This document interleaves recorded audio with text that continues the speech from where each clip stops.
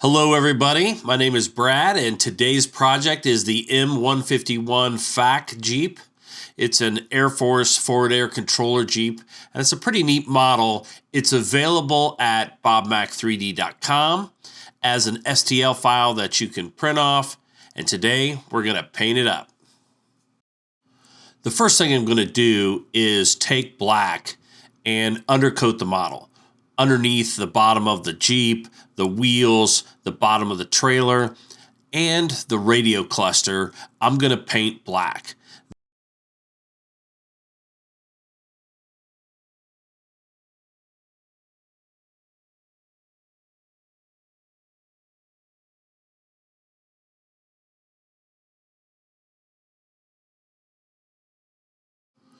For the next step, I'm going to mix an olive drab with black. I just want to make a really dark base. Ultimately, the Jeep will be olive drab, but to start off, I'm going to mix black into my base color so that I get a dark undercoat.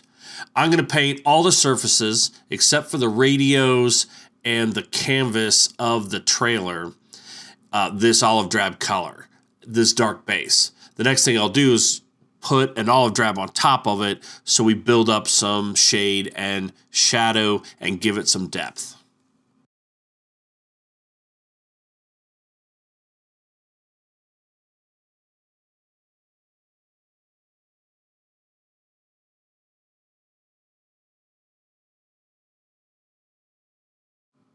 Now that the dark base is done, I'm going to airbrush the model again with my base color. This is my base olive drab.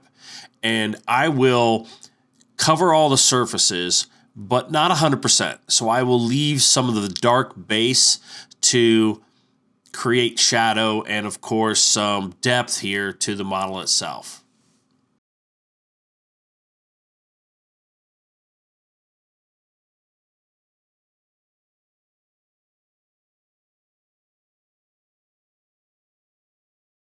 Now for the next step, I'm going to do a highlight.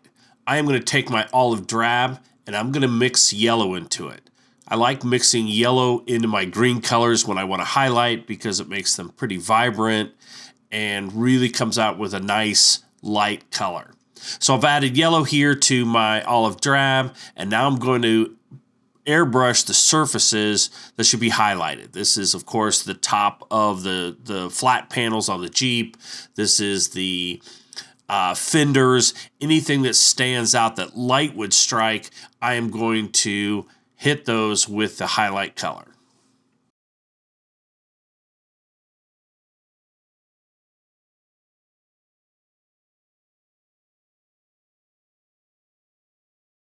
Next step is to paint the canvas on the trailer. I purposely picked a brownish color for this because I wanted to contrast with all the olive drab. And so really any brownish color will work here. I just picked one I kind of liked, and I'm going to hit the trailer canvas with this brown.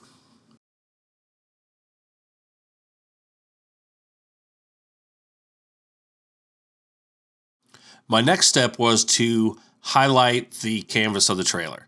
So I took my brown, added a little white to it to lighten up the color, and then I was pretty delicate at this point trying to just hit the highlights of the canvas. So those crease marks, the edges, anywhere that needed just a little bit of color variation so the tarp got some depth to it.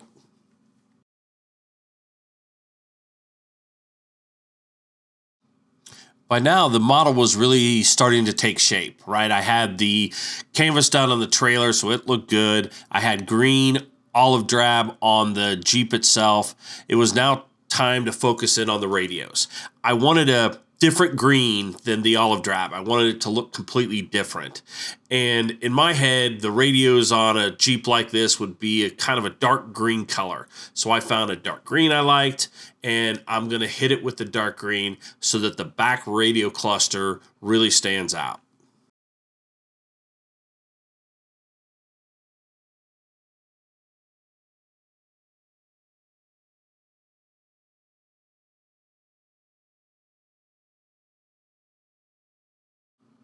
Now that the majority of the paintwork is done, it's time to do the details. And the thing about the details that I like to do is find anything that has a different color than the base color of the model. So I'm looking for anything that's not green.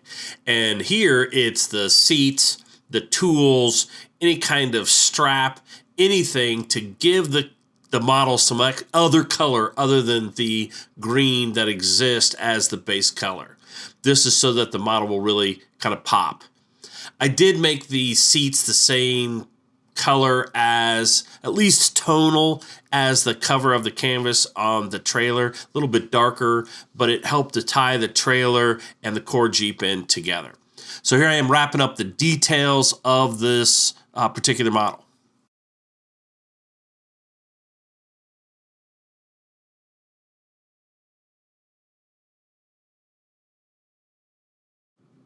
With the details done, it was time to finish off the tires.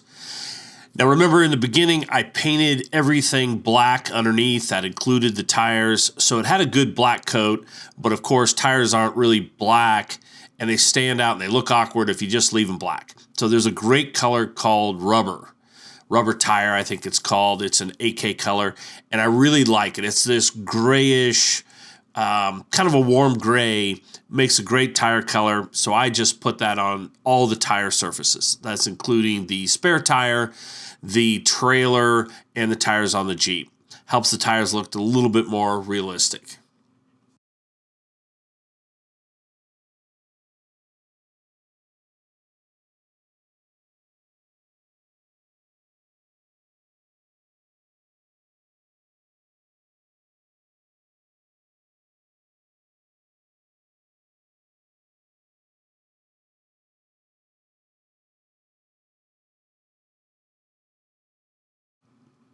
And now it's time for a pin wash.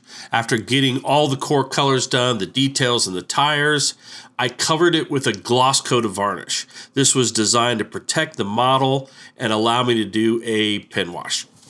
So the pin wash, I always do the same. I use my favorite dark brown for green vehicles pin wash from AK, and I do this gently. I only hit the spots where I want the wash to go.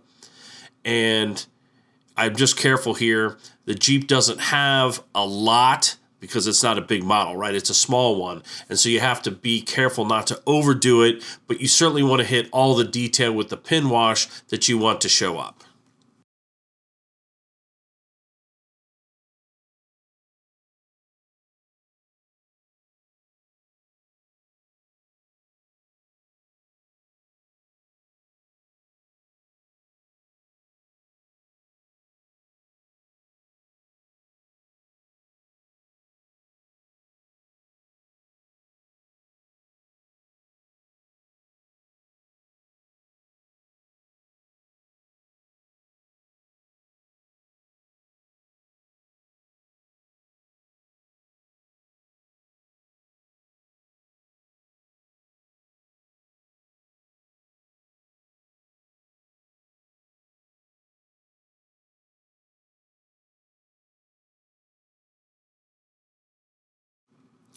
And now the last step really is to clean up the pin wash, right? You can see that I've used too much pin wash in certain areas. It didn't go where I wanted it to go, or it, went somewhere I didn't want it to go.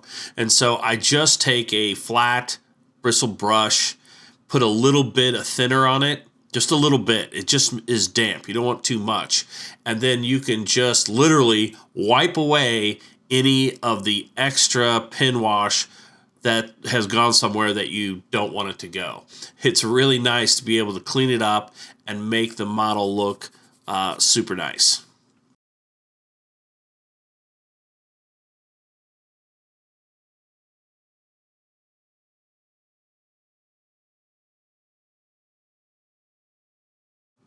The last thing I always do on a project like this is hit it with a good coat of matte varnish. I really like the matte finish on vehicles like this. Gives it a really nice finish so it looks good on the tabletop, and I am ready to game with this particular Jeep. Thanks for watching this video. And please like and subscribe to our YouTube channel or go visit us at bobmac3d.com. I would really like to hear from you, so if you want to see some other models painted, please let me know in the comments below.